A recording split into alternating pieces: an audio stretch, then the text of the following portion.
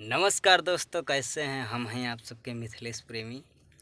और एको अभी सुबह सुबह को न्यूज़ देखनी जेकर नाम नील कमल सिंह और अक्षरा सिंह पे देखा तो बहुत गलत लगा।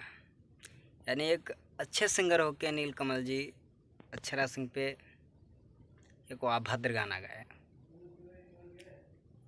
ये अक्षरा सिंह पे बहुत गलत किया है, क्योंकि एक वो भी कलाकार अच्छे सिंगर हैं और एक अक्षरा सिंह भी बहुत अच्छे सिंगर हैं, जिन्होंने एक अक्षरा सिंह पे गाना गा दिया।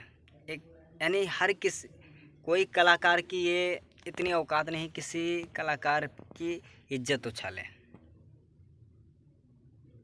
नील कमल सिंह जी ने बहुत ही गलत काम किया, उनको माफ़ी मांगनी चाहिए, क्योंकि यानी किसी की इज्जत से आप खेल के क्या पाओगे।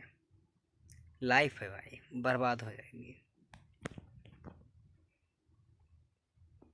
ये बहुत गलत काम है जो नील कमल जी ने एक देख ही रहे हैं। वायरल वीडियो आज सोशल मीडिया पे बहुत हो रहा है तेज़ी से।